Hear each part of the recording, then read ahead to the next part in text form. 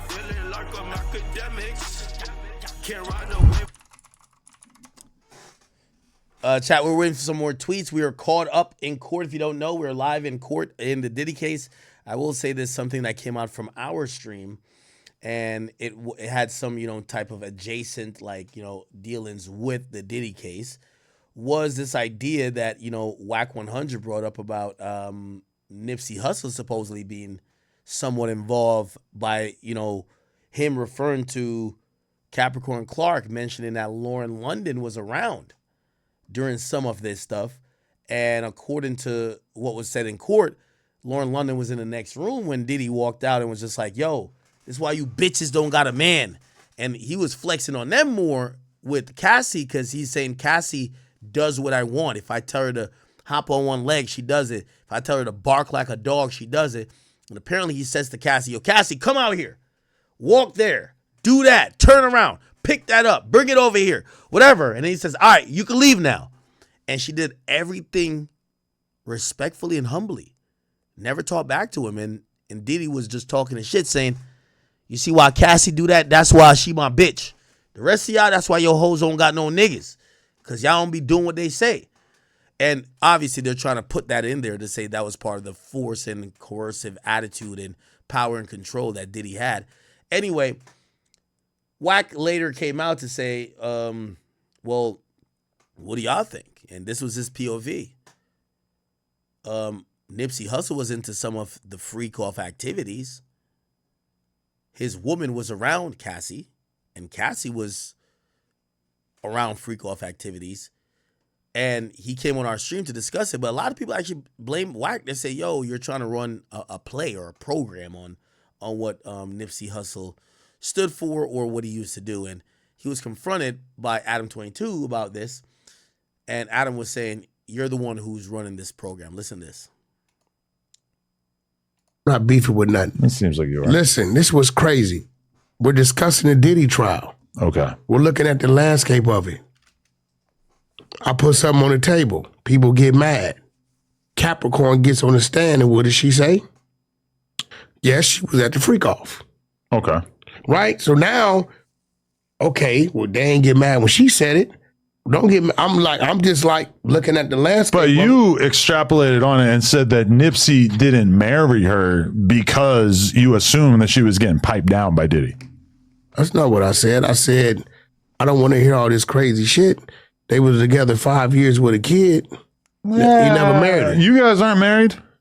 Oh, we gonna be married. Me and my wife were together for like 7 years before we got married. It ain't been no 5 years in the motherfucking kid either.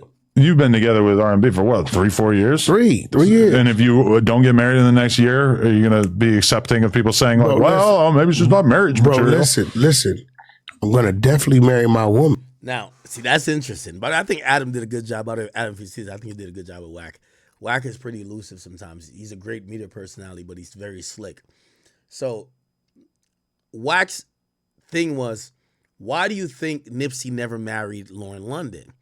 He was almost alluding, he never said directly, but alluding to maybe Nipsey knew she had the stench of the freak off on her, and that's why she never qualified to be marriage material.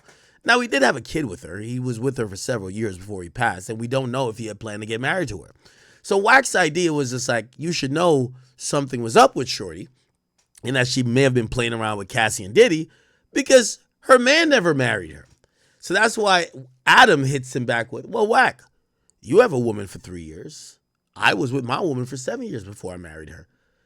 Time doesn't really mean, or at least 5 years or whatever, doesn't mean that, oh, your guy is disgusted with you that you were in a freak off or you may have done some crazy shit. Let's keep it going. But y'all be talking all this high and mighty shit. I'm just doing the math. R&B ain't gonna let it get to 5 years. Don't you just feel like once somebody's dead, that there's no reason to keep dragging their name through the mud? What's dragging? The truth can never be considered disrespect. I didn't put the post up. Some other shit put the post up. But you've been running a campaign to draw attention to these alleged minor allegations, which, by the way, I'm not running the campaign. It doesn't appear to me that anybody's made any kind of effort to find out what actually happened because allegedly these charges were dropped. Do we know? There's somebody making an effort. Kenny Kingpin. But what happened? Do we know anything about it? He haven't ran his content yet. He gonna run it. Okay. Sometimes you got to wake up. Here goes the problem with those allegations. That site was able to put it up because nobody has cleared it. Right? I'm going to be real. Now, I've heard some rumblings about what those charges were. Supposedly, I've heard different ages, though. Some people say Nipsey was 18. He was dating a 16-year-old, supposedly, right? Because he's 18 and 16-year-old, that was a case because it happened or whenever they came in. Some other people told me, no, that's not the case. Some people told me Nipsey was 20 and then the person was 16. Then I've heard Nipsey was 20 and the person was 14. I don't know either way. And I'm going to be honest with you, just because obviously Nipsey's dead, and obviously I told you I have zero axe to grind against him, or I don't really give a fuck too much. Also, I think this is one of those things where I think West Coast business should stay on West Coast terms.